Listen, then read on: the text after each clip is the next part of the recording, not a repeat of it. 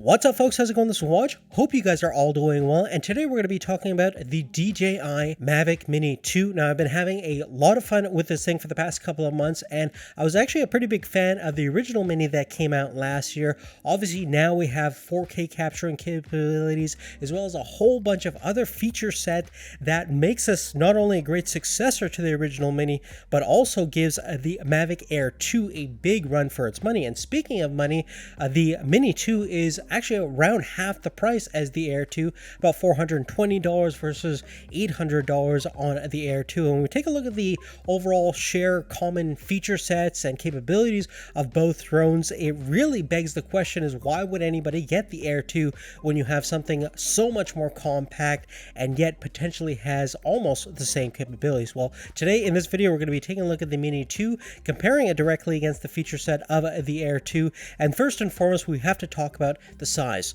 The Mini 2 is about the same size as the original Mini, about 249 grams, under 250 grams, versus the Air 2 is actually more than double that weight, around 570 grams. And when we take a look at the actual size comparison in the folded position, the Mini 2 at around 140 by 82 millimeters has the same overall footprint as your average day smartphone, but it's not as thin as a smartphone at 57 millimeters in thickness, certainly a lot smaller and thinner than the Air 2 in terms of overall size. So in terms of pocketability, the Mini 2 definitely has that advantage there. You can carry it with you in your pocket fairly comfortably or in a small bag without being too burdensome. And that's really a huge thing with drones these days. You want to kind of fly under the radar, be as minimalistic as possible, not attract too much attention. Even though you might be authorized to fly in a specific area, it's still better to fly under the radar and again be as quiet as possible. And due to the fact that it's so small, so compact and lightweight, the props don't have to work as hard,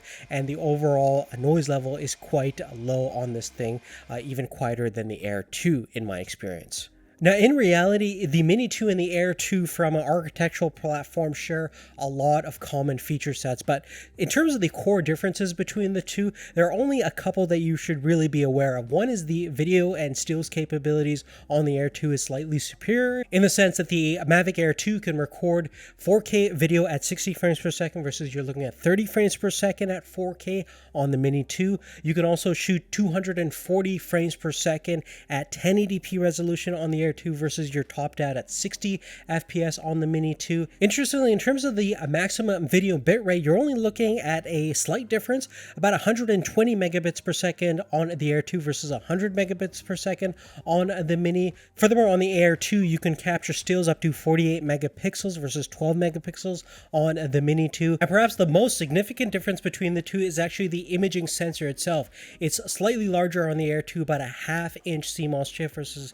0.3-inch chip on the Mini 2, which gives it better low-light capabilities as well as a higher ISO range of up to 6400 versus 3200.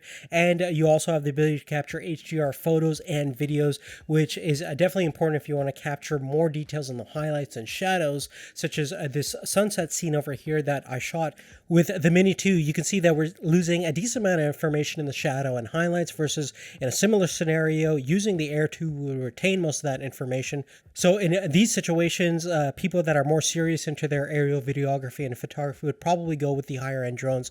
But for most people, I would say 95% of drone users, the video quality coming out of the Mini 2 is absolutely fine and super impressive given the form factor of the drone. Now, in terms of the flight dynamics, both drones are super easy to fly, extremely stable, have precision hovering capabilities with GPS guidance as well as their onboard multi-directional camera systems. The Mini 2 also has the quick shot mode capability, so you can do things like droney, helix, circle, rocket, or the boomerang movement. You don't, however, have the advanced focus tracking system built inside the Air 2, such as the Active Track 3.0, the Spotlight 2.0, as well as the Point of Interest 3.0 system, also coupled with the advanced pilot assistance system built into the Air 2. So in terms of the active tracking capabilities, this is where the Mini is still lacking. Furthermore, apart from the fact that in sports mode, the Air is still a little bit faster than the Mini, about 64 kilometers Vmax versus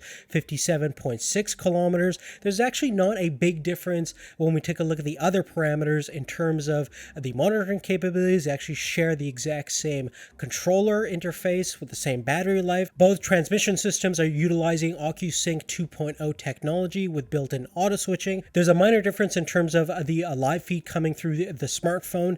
You can typically sometimes get 1080p at 30 frames per second on the Air 2, as well as a relatively low latency, about 120 to 130 milliseconds, versus you're looking at 720p 30 FPS live feed typically on the Mini, as well as a slightly longer latency of 200 milliseconds. However, the maximum communication distance is rated the same on both platforms, about 10 kilometers, and we both have about a relatively similar flight time on the battery life, over 30 minutes. DJI says 34 minutes on the Mavic Air 2 versus about 31 minutes on the Mini 2. Now, based on our experience with these drones and over a dozen individual flights, the flight time range from lowest to highest was around 25 to 30 minutes on the Air 2 versus 23 to 27 minutes on the Mavic Mini 2.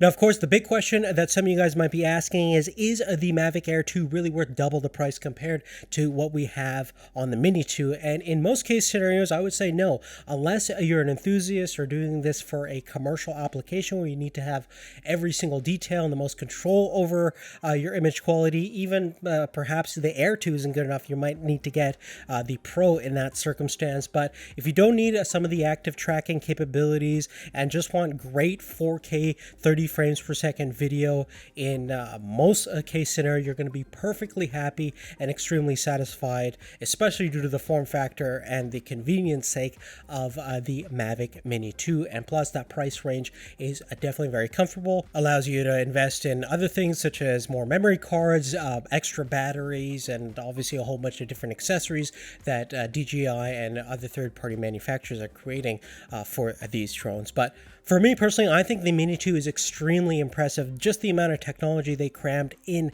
to such a tiny package is pretty darn remarkable. This thing completely blows the original Phantom drones out of the water, and it's just a great example of how technology progresses and becomes more compact and more convenient and easier to use. And in 99% of the times that I would ever use a drone, it'd be completely perfectly fine. And I would probably go with it and, again, save that money or use it to get other things to make my experience a little bit better. But definitely love to hear your thoughts. Check out the description down below for more details about everything we've talked about. I would love to hear what you guys think is the best drone out there right now. And if you haven't done so already, please give us a thumbs up and you have post notifications turned on so you get our videos once they become available. Thanks again. We'll see you next time.